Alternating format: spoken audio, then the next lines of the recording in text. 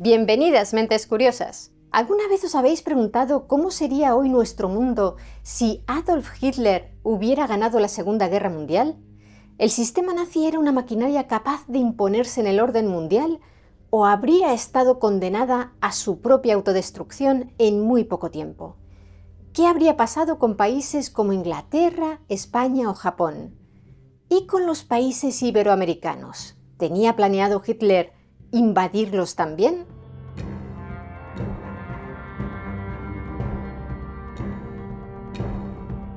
Todos nos hemos preguntado alguna vez cómo habría sido nuestra vida si hubiésemos hecho o dejado de hacer algo en el pasado que resultó ser crucial. Pero en el terreno de la historia no es solo un simple ejercicio de imaginación. Constituye una disciplina académica seria llamada historia contrafactual. Seguramente también habréis oído hablar del término ucronía, pero este hace referencia a un subgénero de la ficción especulativa que se basa en construir una historia alternativa, con obras como El hombre en el castillo, escrita por Philip K. Dick en 1962. En esa novela, los Estados Unidos de los años 60 se encuentran divididos tras perder la Segunda Guerra Mundial, con la costa este controlada por la Alemania nazi y la costa oeste por el Imperio japonés. En el vídeo de hoy no vamos a recurrir a la fantasía ucrónica, sino a la historia contrafactual.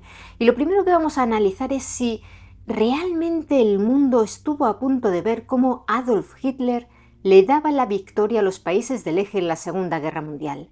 Porque en el imaginario colectivo a menudo se retrata la maquinaria bélica de la Alemania nazi como una fuerza casi imparable, sobre todo durante los primeros años del conflicto. ¿Cuál fue el punto de máxima vulnerabilidad para los aliados, aquel en el que la guerra podría haber dado un giro determinante a favor de Alemania? No ocurrió en las vastas estepas de la Unión Soviética, sino en los pasillos del Palacio de Westminster, en Londres, entre el 25 y el 28 de mayo de 1940. 9 meses antes, Reino Unido había declarado la guerra a Alemania. El detonante había sido la invasión de Polonia por parte de las tropas de Adolf Hitler. A finales de mayo del 40, con la inminente caída de Francia y los restos de la fuerza expedicionaria británica arrinconados por el ejército alemán en las playas de Dunkerque, al norte de Francia, el gabinete de guerra británico se dividió. Lord Halifax, el entonces secretario de Asuntos Exteriores, propuso explorar la posibilidad de firmar un acuerdo de paz negociado con Hitler, usando al dictador italiano Benito Mussolini como mediador. Halifax argumentaba desde una perspectiva pragmática que la supervivencia del Imperio Británico requería aceptar la hegemonía alemana en la Europa continental. Sin embargo, Winston Churchill, recién nombrado primer ministro, se opuso con firmeza. Lo cierto es que Churchill se encontraba en una posición política frágil. La mayoría de los diputados conservadores seguían siendo leales a Neville Chamberlain, que acababa de presentar su dimisión como primer ministro a causa del desgaste político provocado por el fracaso de la campaña de los aliados en Noruega, y veían con buenos ojos la prudencia de Halifax. Para romper ese cerco político, el 28 de mayo, Churchill recurrió a una audaz jugada. Convocó al llamado Gabinete Exterior, formado por otros 25 ministros del gobierno. Al conseguir que estos ministros aclamaran con apasionado entusiasmo su determinación de seguir luchando, Churchill obtuvo la fuerza política necesaria para arrinconar a Halifax y rechazar de manera tajante la vía diplomática ante el gabinete de guerra, argumentando que las naciones que caen luchando vuelven a levantarse, pero las que se rinden dócilmente están acabadas. Por otra parte, si Neville Chamberlain, a menudo recordado por su política de apaciguamiento con Hitler y la firma del Pacto de Múnich en 1938, hubiera apoyado a Halifax, Churchill habría quedado políticamente paralizado dentro del propio gabinete de guerra. Al ostentar Chamberlain el liderazgo del Partido Conservador, lo que le otorgaba una enorme influencia sobre la mayoría de los diputados en la Cámara de los Comunes, el aislamiento de Churchill habría forzado su dimisión inmediata y permitido la formación de un gobierno encabezado por Halifax para explorar vías diplomáticas de armisticio en el verano de 1940. Pero Chamberlain se sentía personalmente traicionado por las invasiones de Hitler a Checoslovaquia y Polonia de 1939 y consideraba que firmar un nuevo tratado con el líder alemán no tenía sentido porque estaba convencido de que no lo cumpliría. Además, desde el inicio del conflicto en septiembre de 1939, Chamberlain había tomado la resolución de que Gran Bretaña debía luchar hasta el final. Por ello, respaldó la determinación de Churchill y actuó hábilmente como conciliador frente a Halifax, para en un momento histórico tan crucial mantener unido al gobierno británico frente al enemigo exterior. Según expertos como el historiador húngaro-estadounidense John Lukács y el historiador británico Ian Kershaw, el único escenario plausible de victoria alemana total en Occidente no fue una invasión física de las islas británicas, que los alemanes no podrían haber llevado a cabo dada la superioridad de la Royal Navy sobre la flota alemana, sino, como hemos visto, una claudicación política siguiendo los consejos de Halifax. De haberse firmado aquella paz entre Inglaterra y Alemania en mayo de 1940, ¿cuál habría sido el destino del resto de naciones occidentales? El mapa de Europa habría quedado irreconocible. Gran Bretaña habría conservado su imperio de ultramar, sí, pero en la práctica habría quedado subordinada a los intereses de Berlín y obligada a desarmarse. Francia, por su parte, habría pasado a formar parte del tejido económico nazi de forma indefinida, obligada a pagar inmensos costos de ocupación que habrían desangrado su riqueza. Italia habría conseguido de entrada sus pretensiones territoriales en el Mediterráneo, pero dada la enorme desigualdad de poder, Mussolini habría acabado siendo un vasallo de Alemania. Y en cuanto a España, la dictadura de Francisco Franco, aunque no había entrado en la contienda, habría quedado atrapada de forma irreversible en la órbita de Hitler, forzada a integrarse en la economía nazi y a suministrar materias primas agrícolas y minerales bajo condiciones comerciales abusivas dictadas por Berlín. ¿Por qué ese escenario sería el más plausible según los historiadores contrafactuales? Porque el proyecto económico de Hitler para Europa se basaba en el concepto de Großraumwirtschaft, economía del gran espacio, un sistema en el que Alemania sería el núcleo hiperindustrializado y los países periféricos como España quedarían relegados a aportar materias primas y mano de obra barata. La Guerra Civil Española, finalizada en 1939, había dejado un país sumido en la miseria y hambriento, y sin el contrapeso de la Royal Navy patrullando los mares, España habría quedado supeditada a la voluntad de los germanos, que podrían bloquear sus vías de comercio internacional. Franco debía enormes sumas a Alemania por la ayuda militar durante la Guerra Civil y Hitler sin duda habría exigido el pago inmediato y en especie. Alemania necesitaba los productos de la minería española para su industria, en especial el wolframio, el hierro y la pirita, y si hubiese vencido en Europa, habría podido fijar los precios a su favor, pagando a España por sus materias primas con productos manufacturados sobrevalorados en lugar de con dinero. En la historia real, Reino Unido y Estados Unidos forzaron la neutralidad española mediante el chantaje económico.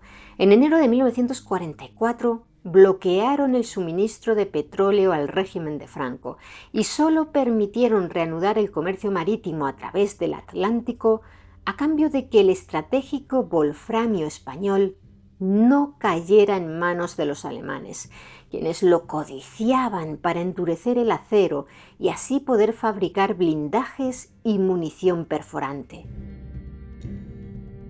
Los historiadores contrafactuales destacan otro momento crucial en el mar Mediterráneo que habría marcado el futuro de España: la Operación Félix.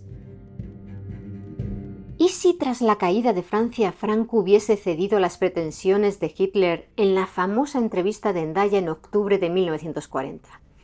Las fuerzas armadas alemanas, la Wehrmacht habrían cruzado la península ibérica para tomar la fortaleza de Gibraltar junto a tropas españolas.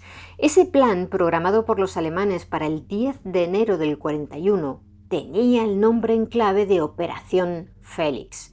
Sin la Roca, Reino Unido habría perdido la llave de entrada al Mediterráneo, las bases de Malta y Egipto habrían quedado aisladas y la Royal Navy se habría visto obligada a bordear todo el continente africano por el Cabo de Buena Esperanza para abastecer sus posiciones en Oriente Medio. Pero historiadores como el estadounidense Stanley G. Payne señalan que la entrada de España en la guerra habría sido un regalo envenenado para Hitler. Para la devastada España de posguerra, participar en la contienda mundial habría provocado un colapso absoluto. Al declarar la guerra, el bloqueo marítimo aliado habría cortado de golpe el petróleo y el trigo que llegaban del exterior, transformando la escasez en una catástrofe humanitaria insostenible.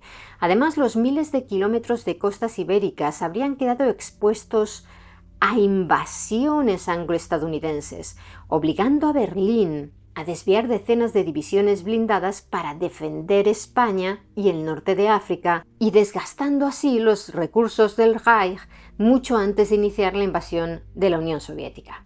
Hemos dicho que según la historiografía, la victoria germana en la Segunda Guerra Mundial fue una posibilidad real tan solo durante una ventana temporal muy estrecha en 1940 y se cerró de manera definitiva en 1941. En junio de ese año, Hitler, llevado por la desesperación, tomó la decisión de poner en marcha la Operación Barbarroja, la invasión de la Unión Soviética. La economía alemana carecía de los recursos naturales y la base agrícola necesarios para sostener una guerra de desgaste contra el Imperio Británico y, lo que era más crítico, contra el inmenso poder industrial de los Estados Unidos. Aunque el país liderado por Franklin Roosevelt aún no había entrado formalmente en el conflicto con tropas de combate, su rol como el arsenal de las democracias a través de la ley de préstamo y arriendo firmada en marzo del 41 estaba decantando la balanza logística en favor de los aliados. Fue una enorme inyección de recursos estadounidenses de la que se vieron beneficiados principalmente Reino Unido, que recibió la mayor parte de la ayuda militar y económica, y la Unión Soviética, que obtuvo miles de camiones y toneladas de combustible y alimentos. Sin este apoyo, el Ejército Rojo habría visto mermada su movilidad logística para lanzar sus grandes contraofensivas. Hitler comprendía que con el aparato productivo estadounidense volcado en suministrar a sus enemigos, el tiempo jugaba en su contra. Su estrategia, por tanto, fue una apuesta desesperada: invadir la Unión Soviética por un doble motivo. Por un lado, su ambición ideológica de conseguir territorios, el Lebensraum, el espacio vital, y por otro, por los recursos que podría arrebatar a los soviéticos, petróleo, grano y materias primas, antes de que el potencial industrial de Washington pudiera desplegarse por completo y cerrar el cerco sobre el Reich. Por cierto, existe una famosa grabación realizada en secreto durante una reunión con el mariscal finlandés Carl Gustaf Emil Mannerheim en 1942, en la que Hitler justifica su invasión de la Unión Soviética como un ataque preventivo, alegando que el líder soviético, Stalin, estaba preparando una invasión contra el Tercer Reich. Wenn nun Russland die rumänischen Methoden besetzt hätte, dann wäre Deutschland verloren gewesen. Braucht mit 60 russischen Divisionen war die Sache zu machen. Si os interesa, podéis encontrar un vídeo con esta grabación en nuestro canal.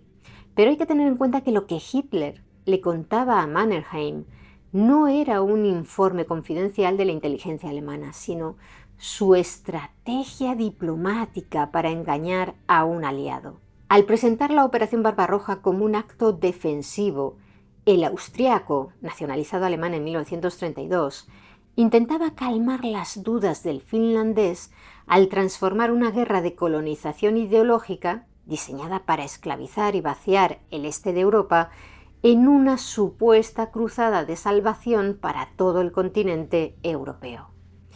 Pero las pruebas documentales internas del régimen, según expertos como el historiador militar estadounidense David Glantz, son claras. La invasión no respondió a una amenaza soviética inminente, sino a la ejecución final de un plan de expansión territorial que estaba escrito en la ideología nazi mucho antes de que comenzara el conflicto. Al no lograr la aniquilación del Ejército Rojo en el primer envite, la guerra se transformó en un conflicto de producción y desgaste intensivo.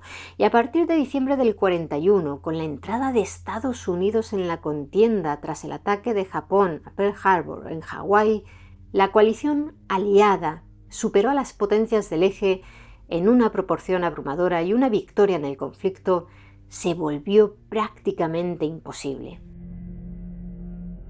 Muchos de vosotros os estaréis preguntando, ¿y qué habría pasado si Japón nunca hubiera atacado territorio estadounidense? ¿Roosevelt habría mantenido su postura oficial de neutralidad y no hubiera entrado en la Segunda Guerra Mundial? ¿No fue ese el verdadero momento decisivo del conflicto? Los historiadores y expertos en estrategia naval como el estadounidense Jonathan Parshall han analizado este escenario y la conclusión es que Japón estaba atrapado por la geografía. Para mantener su imperio necesitaba el petróleo y el caucho del sudeste asiático, pero las rutas marítimas pasaban obligatoriamente junto a las islas Filipinas, que entonces eran un territorio estadounidense con potentes bases aéreas. Japón no podía expandirse hacia el sur, dejando esa inmensa amenaza en su retaguardia. Por tanto, apoderarse de esos recursos implicaba atacar Filipinas, lo que habría arrastrado a Estados Unidos a la guerra de todas formas, con o sin Pearl Harbor. Si Japón se hubiera acobardado, el embargo petrolero de Washington habría paralizado su maquinaria bélica en cuestión de meses y habría perdido la guerra estancándose en China. Así que el enfrentamiento entre Japón y Estados Unidos era inevitable. Pero pensemos que no lo era. ¿Qué habría pasado en Europa si Roosevelt hubiera mantenido neutral a su país durante toda la guerra? Los analistas coinciden en que es cierto que sin las tropas ni el material estadounidense, los británicos jamás habrían podido llevar a cabo el 6 de junio de 1944 el desembarco de Normandía, el histórico Día D. La Segunda Guerra Mundial se habría reducido principalmente a un combate a muerte larguísimo entre la Alemania nazi y la Unión Soviética. En ese escenario sin Estados Unidos, Alemania sí habría tenido posibilidades de colapsar a la Unión Soviética. La historia contrafactual respecto a Japón en la Segunda Guerra Mundial explora otros puntos sobre los que debaten muchísimo los expertos militares. Un ejemplo de ello es la doctrina de expansión hacia el norte, conocida como Hokushinron. ¿Y si Japón, en lugar de ir hacia el sur a buscar petróleo y provocar a Estados Unidos, hubiera decidido atacar a la Unión Soviética por la espalda? Japón no descartó esta idea de forma arbitraria. En el verano de 1939, antes del estallido de la Segunda Guerra Mundial, el ejército imperial había llegado a poner a prueba esta estrategia en la batalla de Halkingol, más conocida en Japón como el incidente de Nomonhan.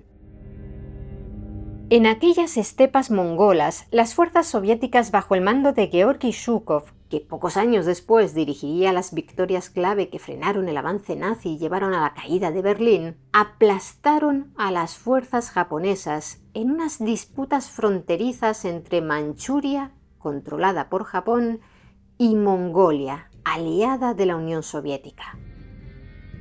Aquella humillante derrota destruyó el prestigio de los defensores de la expansión al norte y desembocó en la firma de un pacto de neutralidad con Moscú. Pero si Japón no hubiera sufrido aquel revés o se hubiera arriesgado de todos modos a atacar en 1941, habría obligado a Stalin a luchar en dos frentes simultáneos, impidiendo que las vitales divisiones siberianas equipadas para el invierno viajaran al oeste para salvar la capital rusa. En el frente asiático existe otro punto en esta historia contrafactual de la Segunda Guerra Mundial que suele pasarse por alto: la India. Mientras el Mahatma Gandhi promovía la resistencia no violenta frente al dominio británico de su país, el líder revolucionario Subhas Chandra Bose eligió aliarse con las potencias del Eje y creó el Ejército Nacional Indio con el objetivo de librar a su país del yugo colonial británico. ¿Qué habría ocurrido si la gran ofensiva japonesa en las batallas de Imphal y Kohima, ambas en el marco de la campaña de Birmania en la primavera de 1944, hubiese logrado romper las defensas aliadas? Si los ejércitos de Japón y las tropas de Bose hubieran penetrado en el valle de Assam, habrían actuado como detonante para una insurrección popular masiva contra la corona británica. Los aliados privados de la India, que representaba la mayor base logística, agrícola y de reclutamiento de tropas coloniales para Gran Bretaña en la región, habrían sufrido un golpe devastador. La ruta de Birmania hacia China habría quedado cortada, aislando al ejército chino que luchaba contra Japón y permitiendo a las tropas del emperador Hirohito conectar el Océano Índico con el Golfo Pérsico, lo que suponía una amenaza directa para los campos petrolíferos de Irán e Irak. Volvamos ahora al frente oriental y al crucial invierno de 1941, porque entre los historiadores contrafactuales hay otro gran debate. ¿Qué habría pasado si la maquinaria alemana hubiera logrado tomar Moscú durante la Operación Tifón? Historiadores como la estadounidense Anne Applebaum y el británico Roderick Braithwaite señalan que aunque habría supuesto un golpe psicológico enorme y un desastre absoluto para la red de ferrocarriles soviética, el país no se habría rendido. El gobierno simplemente se habría reconstituido más al este, en la ciudad de Kuibyshev, y la ocupación de Moscú se habría convertido en una pesadilla insostenible para las larguísimas líneas de suministro alemanas, acechadas por guerrillas y el clima extremo. En el frente occidental, seguramente muchos os planteáis esta otra pregunta. ¿Qué habría ocurrido si el desembarco de Normandía en 1944 hubiera fracasado? Si las defensas alemanas hubieran repelido el asalto aliado en el día D, el frente se habría estancado. Esto quizá habría concedido tiempo a Alemania para desplegar sus nuevas armas, como los aviones a reacción, que terminaron llegando tarde en la historia real. Pero lo más probable, dada la delicada situación general de Alemania a aquellas alturas del conflicto, es que las grandes damnificadas hubiesen sido las democracias occidentales, según señalan expertos como el historiador británico Alistair Horn, porque aunque se hubiese retrasado la invasión británico-estadounidense de Francia, es factible que el Ejército Rojo hubiese acabado derrotando a Alemania igualmente y entonces habría tenido vía libre para avanzar sin oposición occidental, conquistando y dominando toda la Europa continental, desde Berlín hasta las costas francesas. Este triunfo soviético no habría sido la única consecuencia posible ante un fracaso en el día D. Los documentos de planificación de Washington revelan un escenario aún más peligroso para el continente. Las primeras bombas atómicas desarrolladas por el Proyecto Manhattan no fueron concebidas originalmente para usarse en el Pacífico, sino para el teatro de operaciones europeo.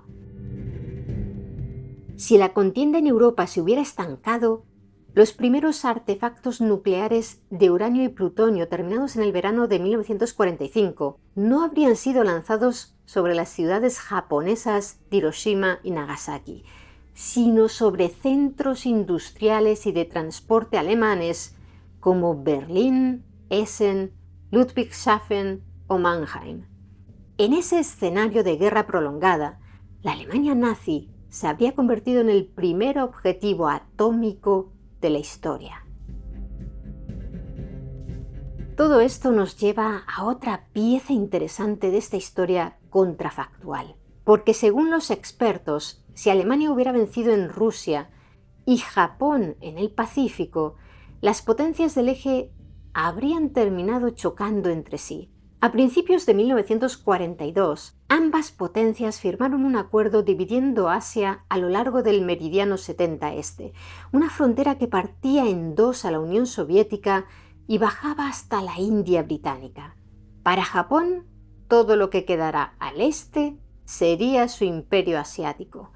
Para Alemania, el oeste sería su espacio vital. Pero los historiadores coinciden en que este acuerdo no habría durado. La visión del mundo de Hitler, basada en la supremacía aria, era incompatible con el imperialismo japonés, cuyo objetivo último era expulsar a todas las potencias occidentales y blancas de Asia. En caso de una victoria alemana en la guerra, no podemos olvidar a África en este nuevo mapa mundial. El Tercer Reich tenía planes para el continente. Según explica el historiador alemán Carsten Linne, Hitler planeaba crear el llamado Mittelafrika, un imperio colonial en el centro del continente africano para explotar sus ricas materias primas, construir bases navales para dominar el Atlántico y someter a la población nativa bajo un sistema de segregación racial brutal, repartiéndose las fronteras con la Italia fascista. Y con Europa y África bajo su bota, ¿cuáles eran sus planes para el continente americano? Si bien la idea de una invasión militar directa, anfibia o aerotransportada de los países al sur de Canadá y Estados Unidos carecía de viabilidad logística y naval para el Tercer Reich, las ambiciones de dominación política y económica estaban articuladas en la planificación de la inteligencia nazi. ¿Habéis oído hablar de la Operación Bolívar? Fue el programa de espionaje más ambicioso que el régimen de Hitler ejecutó en Iberoamérica.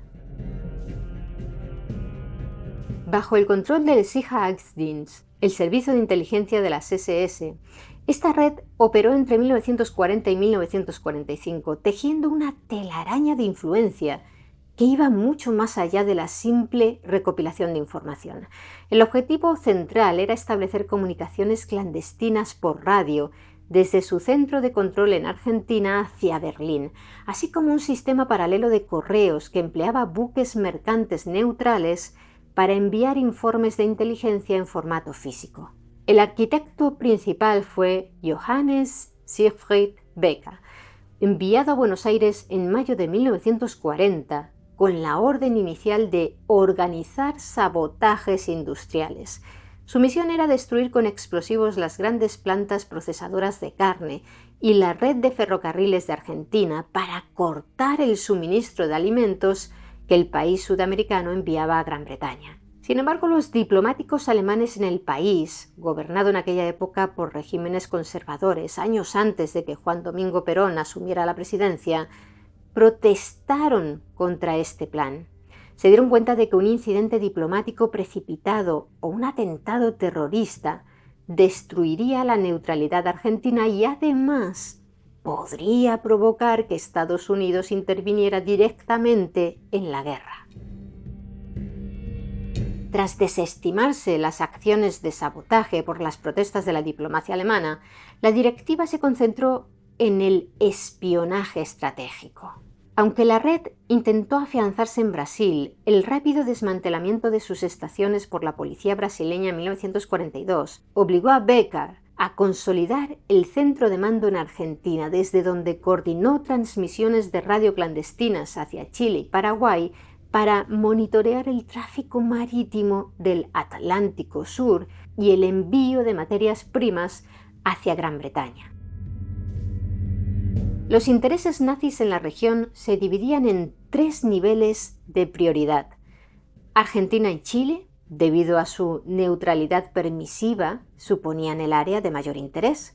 Brasil y México, junto a Panamá, conformaban el área de interés secundario, y en tercer lugar estaban el resto de países.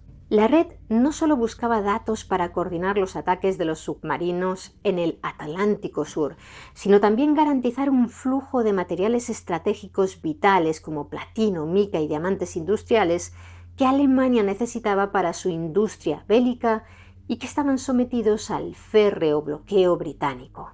Pero aquí hubo una auténtica guerra secreta, casi de película. El gobierno de Estados Unidos envió al FBI de John Edgar Hoover para desmantelar esta red. Hubo tanta tensión y espionaje en las sombras que muchos agentes encubiertos estadounidenses, temiendo por su vida al ser descubiertos, tuvieron que ser evacuados de emergencia y en secreto a través del Río de la Plata hacia Montevideo. Sin embargo, los expertos no creen que Hitler tuviera la intención de ocupar países de América en un futuro. Si hubiese ganado la guerra, la estrategia para el hemisferio occidental se habría fundamentado en el principio de la Großraumwirtschaft, o economía de gran espacio, bajo las directrices de jerarcas como Walter Funk, el ministro de Economía del Tercer Reich. El régimen habría usado su hegemonía para complementar el bloque europeo que le iba a permitir ser autosuficiente. Desde esa posición de monopolio comercial absoluto, Alemania habría ejercido una coerción económica sobre las naciones dependientes de las exportaciones de materias primas de los países iberoamericanos. El objetivo a largo plazo habría consistido en aislar a nivel geopolítico a Estados Unidos, promoviendo y armando regímenes de corte fascista en el sur del continente. Alemania no necesitaría movilizar una sola división de sus tropas para desestabilizar el vecindario de los estadounidenses si lograba convertir a las naciones iberoamericanas en satélites económicos que aceptaran tratados de compensación asimétricos, injustos. Habrían creado un escenario donde Estados Unidos se encontraría solo, rodeado por un mundo que funcionaría bajo las reglas del mercado nazi. La cultura de posguerra, muy influida por la narrativa de la Guerra Fría, ha cimentado el pensamiento popular de que la Alemania nazi poseía una superioridad tecnológica casi sobrenatural. A partir de ahí se ha sugerido que de haber ganado la guerra y por tanto haber retenido bajo su mandato a científicos como Wernher von Braun e impedido su apropiación por parte de Estados Unidos mediante la operación Paperclip, el Tercer Reich habría desarrollado una hegemonía armamentística inigualable para ningún otro país del mundo. ¿Esto es cierto o la historiografía técnica lo considera un mito? Lo cierto es que el esfuerzo atómico alemán, conocido como el Uranprojekt, fracasó desde sus fases iniciales. Pese a contar con pioneros de la física teórica, el programa topó con varios problemas. Por una parte, el gobierno nazi exigía resultados rápidos para la guerra convencional, así que redujo el apoyo financiero al reactor atómico al no verlo viable a corto plazo. Además, los grupos de investigación trabajaban separados en universidades y ciudades distintas, sin compartir datos ni coordinar recursos. Y la gestión presupuestaria era caótica. El obstáculo más catastrófico fue el experimento del físico nuclear y matemático Walter Bothe sobre los coeficientes de absorción de neutrones. Para que una reacción nuclear en cadena funcione, necesitas una sustancia que frene los neutrones, las partículas que liberan energía, a fin de que puedan seguir chocando con otros átomos y mantener la reacción. A esta sustancia se le llama técnicamente moderador. Bothe analizó el grafito y concluyó que no servía para esta función. Sin embargo, no se trató de un mero fallo teórico. La muestra de electrografito analizada por Bothe estaba contaminada con trazas microscópicas de boro procedentes de los electrodos industriales de carbono empleados en su fabricación. La elevada capacidad del boro para capturar neutrones llevó a los científicos del Uranprojekt a creer erróneamente que el grafito purificado no era apto como moderador, lo que provocó el abandono de esta línea de investigación y obligó al Tercer Reich a volcarse de forma exclusiva en la producción de agua pesada, un recurso extremadamente difícil de producir en masa. Mientras tanto, el Proyecto Manhattan en Estados Unidos, gracias a su acceso a recursos de altísima pureza derivados del petróleo y a un intenso programa para limpiar el grafito de impurezas, sí logró usarlo correctamente, lo que les permitió avanzar a una velocidad que Alemania jamás pudo igualar. En cuanto al desarrollo de misiles, el ejemplo de von Braun y su cohete V2 ilustra a la perfección cómo el régimen malgastaba sus recursos y priorizaba el impacto propagandístico por encima de cualquier lógica militar. El historiador canadiense Michael J. Neufeld, en su análisis sobre esta tecnología, expone que el programa balístico alemán fue, desde el punto de vista táctico y estratégico, un despilfarro colosal de recursos. El programa V2 supuso un esfuerzo industrial y económico equivalente al del Proyecto Manhattan y consumió enormes cantidades de materiales críticos como aluminio, etanol y oxígeno líquido. Sin embargo, su carga explosiva acumulada fue inferior a la que la aviación británica lanzaba en un solo ataque aéreo a gran escala. Era una maravilla técnica, sí, pero un desastre logístico, un arma de terror que no detuvo el avance aliado ni un solo día. Además, según los expertos, es un espejismo creer que sin la huida de cerebros, el régimen de Hitler habría progresado más. La innovación nazi estaba asfixiada por su propia ideología. El movimiento de la Deutsche Physik, o física alemana, rechazaba activamente la física cuántica y la teoría de la relatividad por considerarlas judías, lo que supuso una purga intelectual y un pesado lastre para su ciencia. Incluso si el Tercer Reich no hubiera sufrido una fuga de cerebros, su modelo científico estaba condenado al fracaso. El liderazgo nazi no financiaba las investigaciones prácticas ni premiaba el talento real de los científicos. En su lugar, derrochaba sus recursos obsesionado con construir armas y proyectos gigantescos, casi de ciencia ficción, que solo servían para alimentar la propaganda del régimen. Proyectos como el bombardero suborbital Silva-Vogel, diseñado para alcanzar Nueva York, estaban viciados desde el diseño básico por errores de cálculo sobre el calor aerodinámico que habrían desintegrado la aeronave durante la reentrada en la atmósfera debido a la fricción. Historiadores de la ciencia como el estadounidense Mark Walker, junto a expertos en el Tercer Reich, como el británico Richard J. Evans, aseguran que de haber ganado la guerra convencional en Europa, la innovación alemana se habría asfixiado bajo el peso de un liderazgo corrupto, una escasez material estructural endémica y la absoluta incapacidad de la cúpula nacionalsocialista para comprender la naturaleza de la ciencia moderna. Lo que sí habría sido monumental, pero en el ámbito de la ingeniería civil, es el proyecto de los supertrenes, conocido como la Reichsbahn.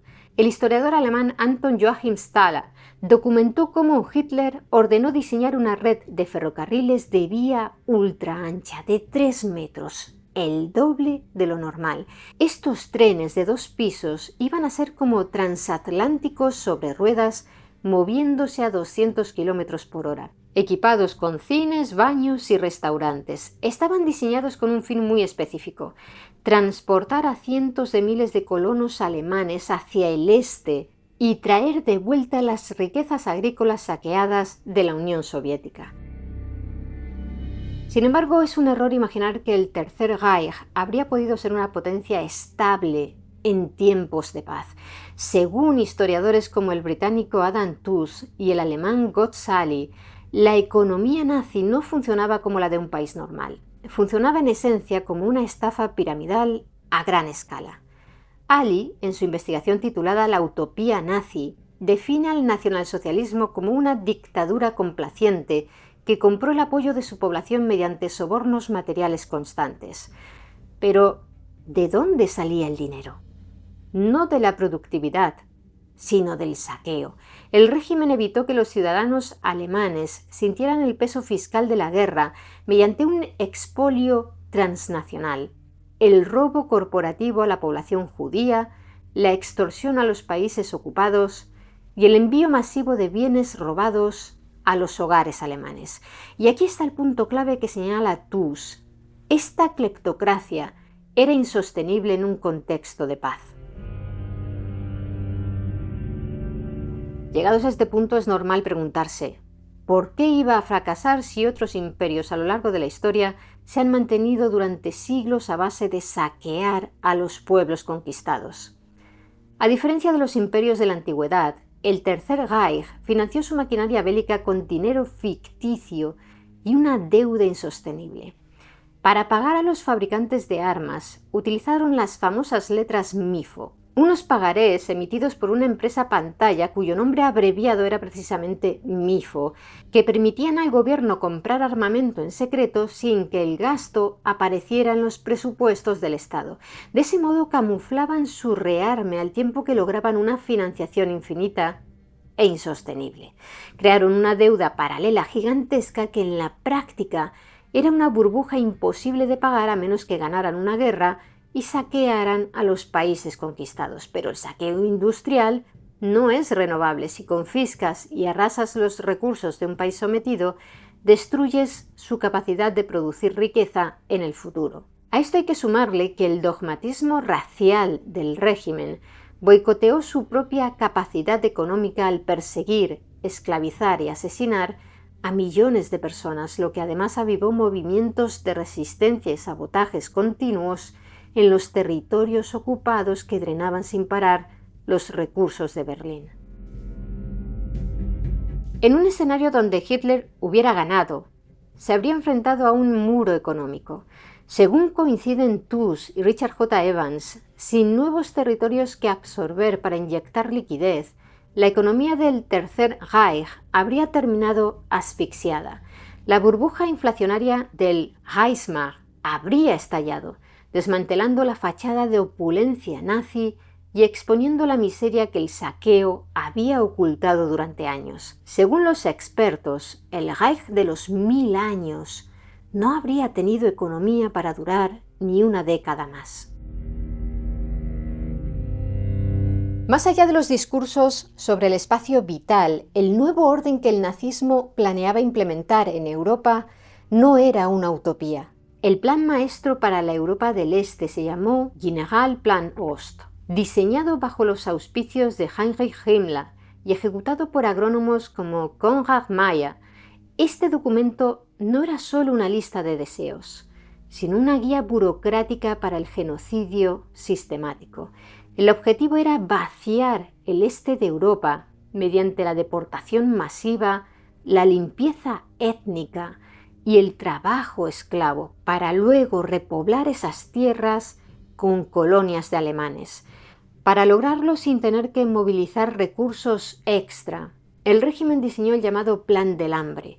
Este esquema, articulado por el político y agrónomo Herbert Backe, determinaba desviar la totalidad de las cosechas de Ucrania y el Cáucaso hacia Alemania. Las ciudades soviéticas que dependían de esos envíos desde Kiev hasta Moscú serían simplemente aisladas y las habrían dejado morir de hambre. La burocracia nazi llegó a calcular que de 20 a 30 millones de personas se convertirían en consumidores superfluos y debían perecer para que el Tercer Reich estuviera bien alimentado. Es el genocidio que habría tenido lugar en caso de una victoria de Hitler en la Segunda Guerra Mundial. Y para repoblar estas vastas y ensangrentadas tierras con los futuros pasajeros de esos supertrenes que hemos mencionado antes, el régimen necesitaba millones de nacimientos. Por ello la dictadura pretendía relegar a la mujer casi en exclusiva a un rol subordinado, promoviendo el ideal de Kinder, Küche, Kirche, niños, cocina, iglesia, y despojándola de sus aspiraciones profesionales. Para este fin de ingeniería demográfica, Himmler impulsó el programa Lebensborn, una red de maternidades y centros asistenciales de las SS concebida para fomentar la natalidad de niños considerados racial y genéticamente puros y gestionar el secuestro y germanización de niños en los países ocupados, convirtiendo la maternidad en una herramienta ideológica del Estado.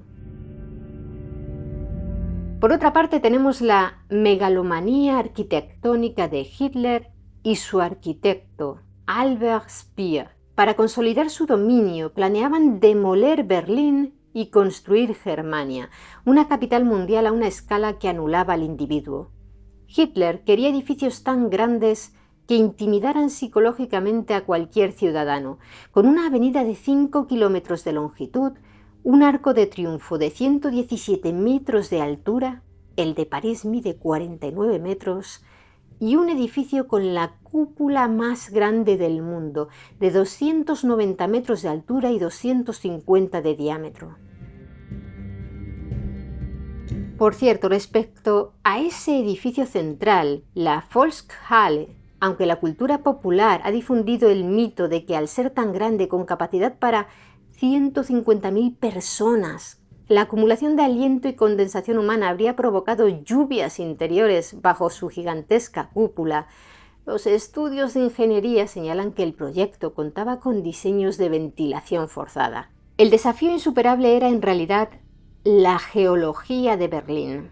El suelo pantanoso de la ciudad era incapaz de soportar el peso de la estructura, un hecho probado por la prueba del Schwefelsteinskova, un bloque de hormigón experimental construido durante la guerra que se hundió progresivamente en el terreno hasta demostrar la inviabilidad del suelo para la edificación masiva. Pero los resultados de aquella prueba no se evaluaron hasta 1948. Curiosamente, esa inmensa mole sigue en su sitio hoy en día porque resultó imposible destruirla. Tras acabar la guerra se analizó la opción de volarla por los aires, pero habría requerido tal cantidad de explosivos que hubiese supuesto un riesgo inasumible para los bloques de viviendas cercanos. Resulta irónico que mientras el propio suelo de Berlín amenazaba con tragar sus maquetas, la cúpula nazi diseñara sus recintos pensando en la eternidad. Para justificar esta obsesión, llegaron a desarrollar la teoría del valor de las ruinas, que dictaminaba que sus edificios debían construirse solo con materiales inalterables, para asegurar que cuando el Tercer Reich cayera tras miles de años, dejara ruinas majestuosas, al estilo de la antigua Roma. Mientras tanto, en el terreno de lo místico, las SS de Himmler trabajaban para arrancar las raíces cristianas de Europa, utilizando lugares como el castillo de Bibelsburg como centros de un nuevo culto esotérico y pagano centrado en la raza aria. Después de todo lo que os hemos contado, ¿cómo habría sido vivir en la actualidad bajo un imperio nazi global? El historiador estadounidense Gabriel D. Rosenfeld, autor de la obra The World Hitler Never Made y uno de los mayores expertos mundiales en historia contrafactual, señala que estaríamos muy lejos del mundo hipertecnológico, pulcro y ordenado que a menudo dibuja la ficción especulativa. Según Rosenfeld y otros académicos que analizan este escenario, la cultura popular tiende a sobredimensionar la supuesta eficiencia alemana para crear villanos más temibles. Sin embargo, la realidad de un imperio nazi que hubiera sobrevivido hasta nuestros días sería la de una sociedad estancada, gris y culturalmente muerta. En esto coinciden académicos como Jeffrey Winthrop Young y Carl Taige. Tras estudiar la Pax Germánica, un término acuñado por analogía con la Pax Romana para definir el supuesto nuevo orden y paz mundial impuesto tras una victoria nazi, señalan que el nazismo estaba lleno de contradicciones insalvables y que, incluso con un triunfo militar, el sistema habría comenzado a colapsar bajo su propio peso. Sin una verdadera comunidad científica libre, y asfixiados por el dogmatismo racial, la fuga de cerebros y la persecución intelectual, no habría habido grandes avances espaciales ni maravillas tecnológicas. A nivel social, viviríamos en una distopía marcada por la paranoia. La sociedad civil estaría hipervigilada por un estado policial totalitario y gobernada por una burocracia profundamente corrupta e ineficiente, heredera de los jerarcas originales. Las nuevas generaciones de jóvenes estarían fuertemente adoctrinadas, pero probablemente sumidas en la apatía al no conocer otra realidad. Rosenfeld concluye que cuando imaginamos estos escenarios distópicos, en realidad lo hacemos por un impulso de consuelo. Crear una pesadilla absoluta nos ayuda a valorar y defender el orden democrático construido tras el fin de la guerra. Tras una victoria alemana en aquel conflicto bélico, el destino de la mitad de la población sería desolador. Rosenfeld subraya que un triunfo nazi habría llevado hasta sus últimas consecuencias la subordinación de las mujeres, que hoy estarían totalmente despojadas de derechos civiles, acceso a la educación universitaria y desarrollo profesional, sometidas a un férreo control institucional para garantizar la purificación racial. Su única función socialmente permitida por el Estado totalitario habría sido la crianza de los futuros soldados y colonos necesarios para sostener el imperio. Pues sí, recuerda un poco a la novela y serie El cuento de la criada de la autora Margaret Atwood, ¿verdad? Lo que a menudo olvidamos al imaginar esta hipotética victoria de los nazis es que este nuevo orden nunca habría traído la paz. Un imperio basado en la aniquilación planificada de millones de personas y en una ideología que despreciaba a los mismos pueblos que debía gobernar, habría inaugurado una era de revueltas crónicas, guerrillas incesantes y una inestabilidad interna perpetua. La Alemania victoriosa no habría sido una potencia tranquila, habría sido un gigante con pies de barro, condenado a invertir toda su energía en vigilar a una población esclava que odiaba a sus captores y que tarde o temprano habría terminado colapsando desde dentro.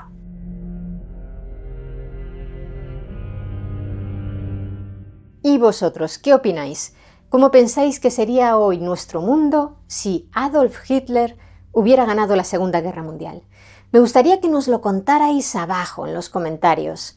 Y si queréis conocer más historias interesantes, suscribíos a nuestro canal y activad el botón de la campana. Por cierto, si os apetece ver nuestro vídeo sobre la grabación secreta de la voz real de Hitler, aquí os dejamos el enlace. Muchas gracias por estar ahí, mentes curiosas. Nos vemos en el siguiente vídeo.